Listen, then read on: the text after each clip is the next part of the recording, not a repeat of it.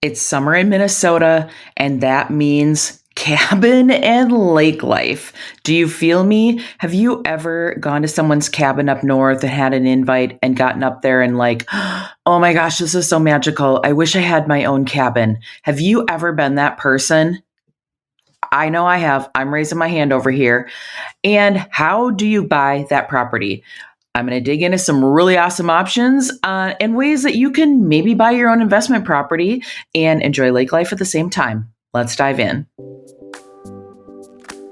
You're listening to the Girl Get Your Face Off a Bus Bench podcast, where we invite you to check your ego at the app, grab a cup of coffee, and get ready to dive into all things real estate marketing, social media, friendship, hardship, love, money mindset, and all the things that celebrate you as a badass boss babe. We're here to encourage you, show up for you, give you a loving kick in the pants when you need it most, and be your soft place to land on the hardest of days. So pull up a seat at our table and get ready to be inspired and start living your best life by design. Welcome to the Girl Get Your Face Off a Bus Bench podcast. We are so excited you're here. Okay, girls, let's dive in.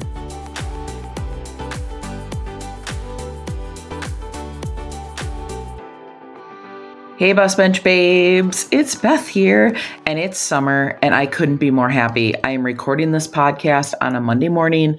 The sun is shining. It's summer in Minnesota. It's like that time of year that we've all been waiting for. And what is more summer and quintessential like yumminess in the summer than a cabin or an investment property or lake life in Minnesota? You know, we're known for our land of 10,000 lakes, and I know I've had clients over the years that have bought cabins, and I'm up north with them thinking, oh man, maybe Mark and I should buy a cabin. Maybe we should buy an investment property up here. What could this look like? And we haven't pulled the trigger yet, but every time I'm up there, it kind of just gets those wheels turning. And of course, my interior design degree becomes occupational hazard because I'm like looking at cabins and I'm like, oh my gosh, if this was my place, I would do this and this. And this is how I would decorate it. And this is the color I'd paint it. I go out of control. But there's like pros and cons to owning a cabin. And let's talk about some of those things, like how you can make it happen. I think one of the first things that people say to me, and when they're thinking about buying a cabin, is they're like, well, I don't know how I would pay for it. I don't even know what that could look like. Well, here's a couple of options. A lot of sales of cabins happen off market, meaning the property never hits the market, the open market for MLS. They are like handshake transactions between an owner and another. You know, someone knows someone's grandpa has a cabin and they've got a land and they've got this extra property on an adjoining land and they'll parcel it off. So a lot of cabin sales and lake property sales happen off market. So what about seller financing? What if the seller doesn't need to have money in their pocket right away and they would do like a rent to own option for you? That probably wouldn't be the most popular option if you found a property that was on the market, but something off the market. You can get a little bit more creative with what that financing could look like. What about having a line of credit on your primary home? We've talked about in previous episodes about how much equity homeowners in America have right now. And over 30% of Americans that own homes own them free and clear.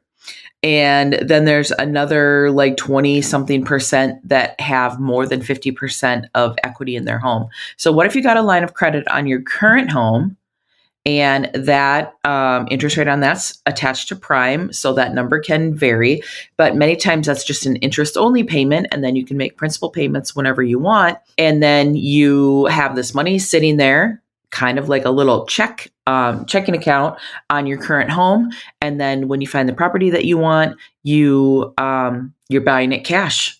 with the line of credit on your current property. There's also things called like private money or hard money, meaning you can get a loan from someone.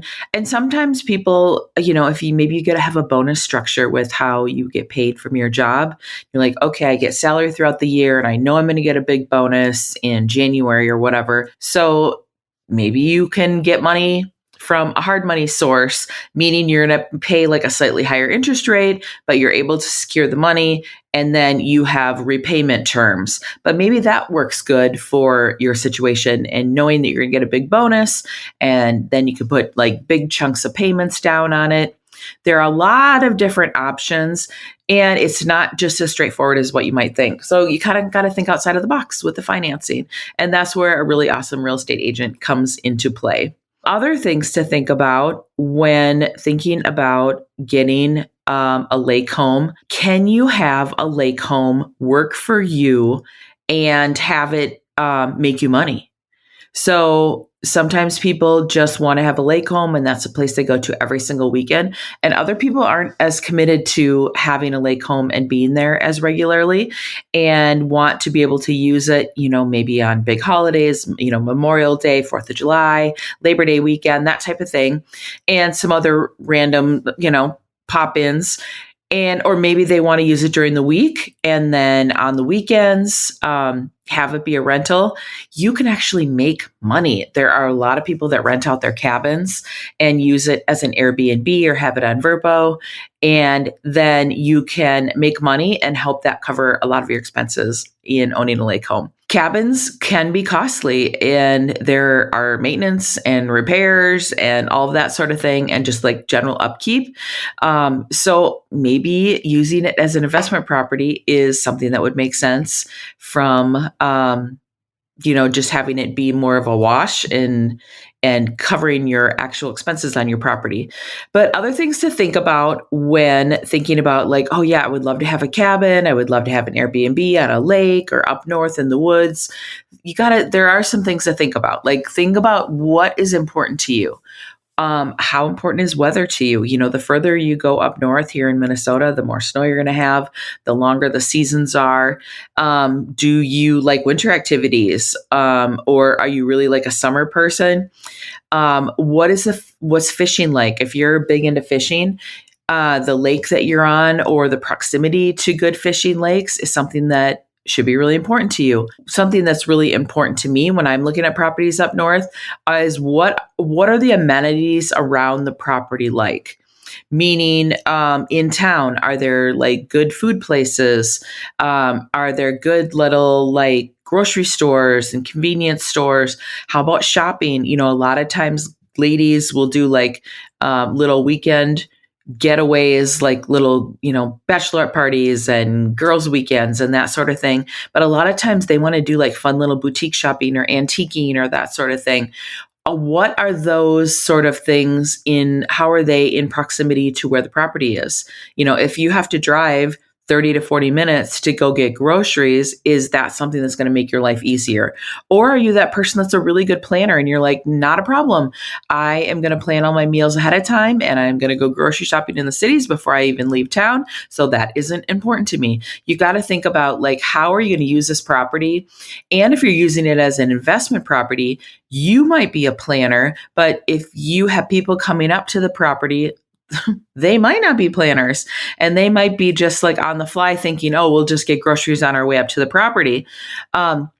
You got to think about who is the avatar of that person that's going to be renting your property and what are they going to want. If it's like a place that's going to be like girls' weekends and bachelorette weekends, yeah, having like fun bars, some cute restaurants, some antique shops and some boutiques, within like a 20-minute radius is probably something that would make sense and would be an extra lure to get people to come to your property. How far is the drive? This is a big thing when I'm working with buyers that want to buy cabins up north. And they say, I want to be in like a 2 or 3 hour radius of the Twin Cities. I'll go to Wisconsin. I'll go north. Most of our beautiful lake properties in Minnesota tend to be north of the Twin Cities. But what does that look like? How far are you willing to drive? I have had clients, I actually have clients and have several friends that have cabins in the Twin Cities or just right around the Twin City metro area.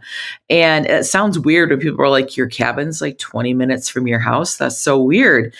But if their primary residence is, I have one girlfriend, for instance, they have a primary residence and it's in this particular school district where their girls want to stay in school. Their girls are big time gymnastics gals. And so they need to be in close proximity to the gym where the girls train. And they consider getting a cabin outside of the Twin Cities. And they're like, it's just not going to work in the summer. Their girls are very like competitive athletes and they don't get summers off from their gymnastics. They have to be in the gym 4 days a week in the summer. So what they ended up doing is they bought a cabin on a lake in the Twin Cities.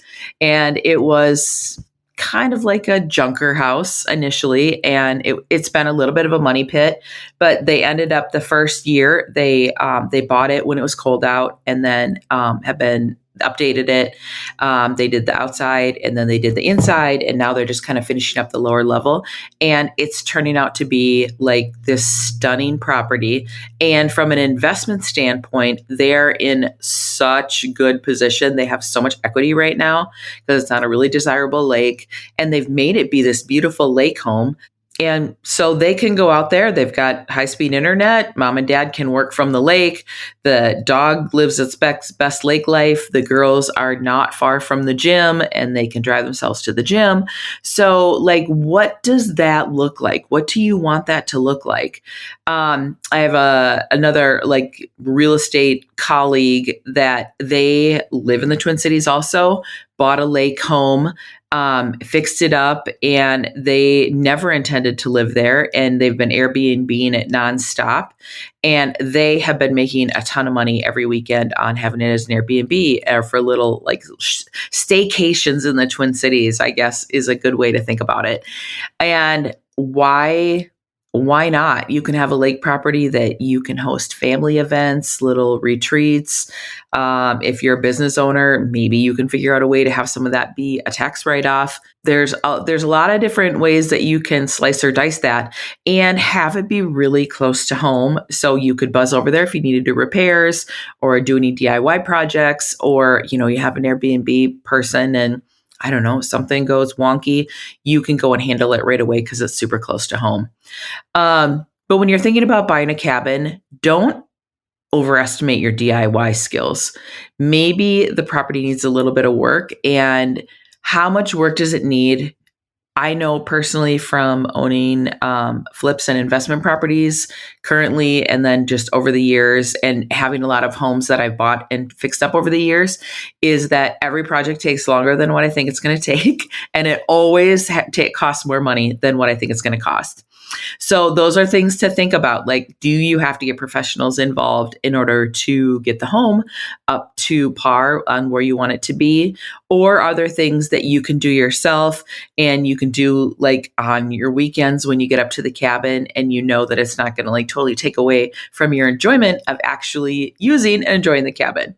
How about yard work? If you live in a single family home, and then you buy a cabin, I hear a lot of people saying is, I do yard work all week long at my primary residence, and then I go to the cabin and I do yard work all week long at the cabin. I just know, like for me, that personally would not be something that I would want to do. So are you in a position to hire that out? Or maybe you buy a property that doesn't have a ton of yard work and maybe it's got more, I don't know, like wildlife, nature, grasses, that sort of thing. What about land? What about buying a piece of land, maybe not necessarily on a lake, maybe not necessarily with a cabin, but maybe it's something that you could put a small home on, like a shipping container home. Something that went around the internet last week was like breaking the internet, were these super cute kit homes from Home Depot. They were advertising them for $45,000. They're really modern and sleek looking, and they're painted black, and they're essentially like a little kit tiny home, and they're $45,000. I mean, cars nowadays are more than $45,000. What could you put something like that on a piece of land and have that be just an awesome little getaway? I know something that really just rattles around in my head all the time is having a big piece of land. In my dream world, it would be on a lake or something like that, where I would have like shipping container houses or small houses and have several of them so they could be rented out and have them not be like right on top of each other, like spread out. So it can be like several Airbnbs at the same time. So you're making money. You're always making money on the property. Maybe you have a group of people that would come up and rent out, whatever, all 6 cabins or all 8 cabins. Or maybe you have 8 groups of people that do not know each other and are independent from one another. And they're just each renting their own tiny little cottage, and you're making money off of it. That's something that I always thought would be so fun. Of course, you have all of the logistics of like well and septic and what that would look like, or are they off the grid? There's there's obviously more involved with like the inner workings of that. But, all of that, people are doing it all over the country. So I think a lot of that could be solved probably a lot more easily than I'm making that be in my head. When thinking about investment properties or a lake home or a property up north, I like to think about like location, and not just have it be in a part of the state where it's only summer lake living, and then the whole town like shuts up and rolls up the carpets in the winter. Thinking more year round and seasonality. So if you're listening to this podcast and you live in California, you're probably like, Beth, I have no idea what you're talking about. But here in Minnesota, our summer months are really short, really cherished. But what about the rest of the year? Having a property that is close to good snowmobiling trails is really attractive. What about ice fishing? What about hunting? What about anything either in the woods or on a lake or on a river, near ski resorts, near really nice golfing in the summer. I have another friend that owns a really cool cabin up north, and it's kind of a hike. It probably wouldn't be my ideal location. It's about 3.5 hours away, but it's in a town that is like a foodie town, shockingly, 3.5 hours away. The food is amazing, and it's right next to a beautiful like ski place, and there's golf, and then it's in a little like a resort. It's a cabin within a resort, and it has a pool, and it also has an awesome lake and every activity that you could imagine. And went up there for a girls' weekend, and we were blown away at how much there was to do. And just even being in the cabin and just on the shores of the water, it was super, super magical. So thinking about especially if you're using this property as an investment property, how are you attracting people that are going to come rent it year round? Something to really think about. When thinking about expenses, things to think about are you in a low area where you're going to require flood insurance? That could be super costly and really add to your bottom line when you're thinking about your finances and your expenses. And other expenses, if you have a property that is not year round, like what does winterizing look like? How much does it cost to winterize a property? Do you have somebody that can go check on your property when you're not there? These are all the things that you kind of got to think about from like a money standpoint, a location standpoint. Who is going to be that person renting your property? What are they going to like? What are they going to enjoy doing and experiencing that might be completely different from how you use your property and experience your property?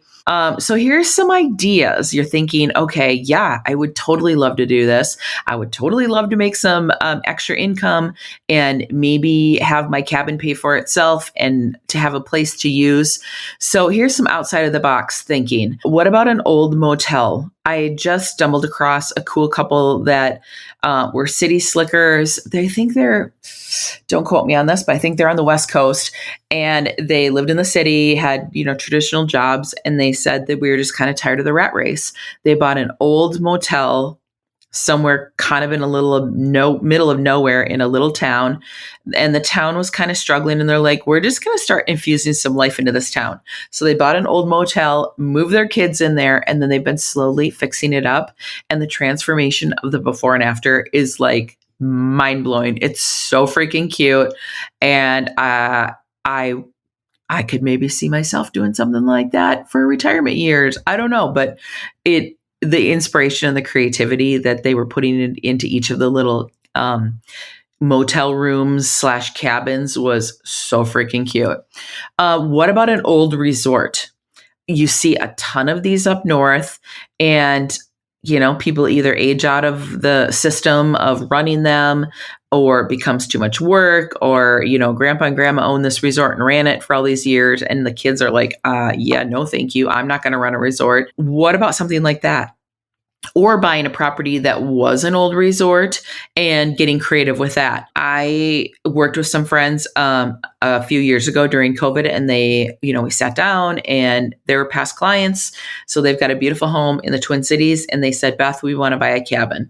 I'm like, great, let's talk about your must-haves versus I would love to have. And their must-have was a fishing lake with really good fishing. They're like, in our perfect world, we want to be on a beautiful lake with awesome fishing, and we don't really care about swimming in the lake because that's not really our thing, but we want a swimming pool. I'm like, what? Where do you think I'm going to find you a cabin with a swimming pool? Come on. I'm like, this is a unicorn. They're like, I know. We know this is a really big ask, but in our perfect world, if we could find something like this, this is what we would absolutely love. Well, guess what?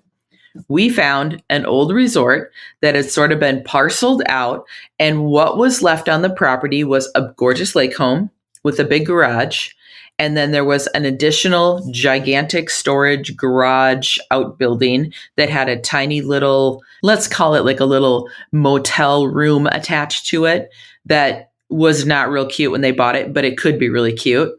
And then it had a dilapidated little cabin that had 2 bedrooms in it.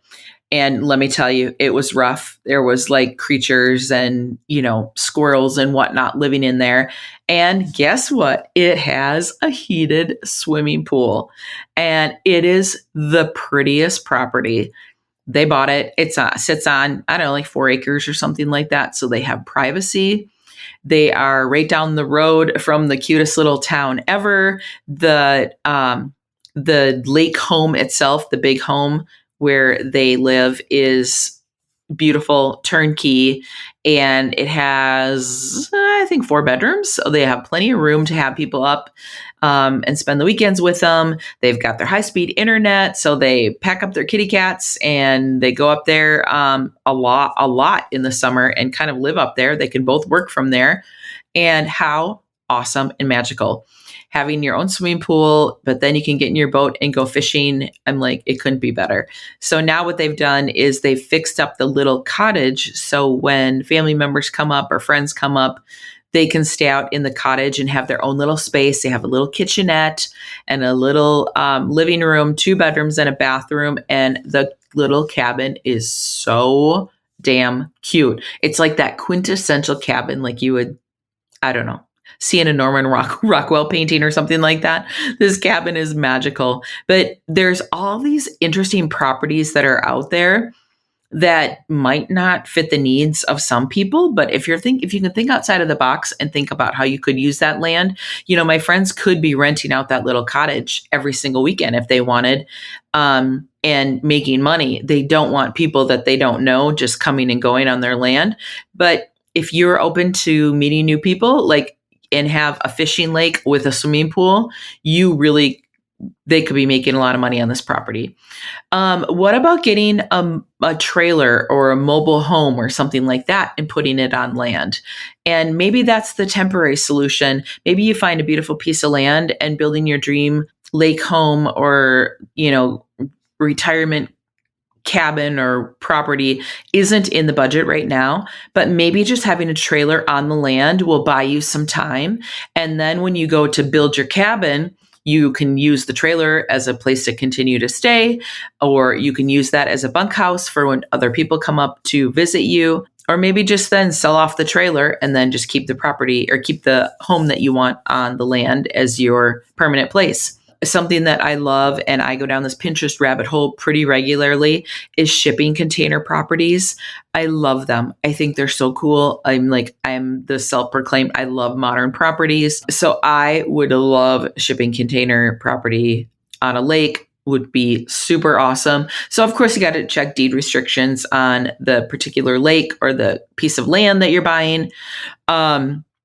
Another thing that I'm seeing a lot of, I am working with some other clients right now that have been looking at seasonal cabins, which are cabins that you can't use them all year round. They probably don't have, they might have like a space heater or something, but they're only intended to use like 2 to 3 seasons, but not for our 4th season here in Minnesota.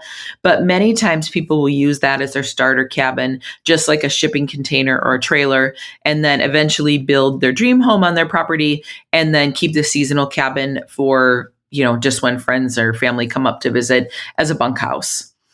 Have you ever considered fractional ownership? This is something that the property that I mentioned that was close to the ski hill and the golf courses, 3.5 hours away up north, that one of my friends owns. So it's a fractional ownership cabin, meaning that friend owns the cabin with other people. And you usually own like 1/6 of it or 1/8 of it or something like that. And the weeks that you get to use the cabin are all divvied up. You know exactly what weeks you are allotted. And if you want to trade weeks with people, you can do that. If you want to rent your portion out for a number of the weeks, you can do that also. The cool thing about it is that fractional ownership cabins are usually also a fraction of the price, and they almost always come fully furnished. And in order to have people like really love them and want to, rent them out regularly, they're fully stocked like an Airbnb, and they usually have really nice decor, nice furniture, and there's a cleaning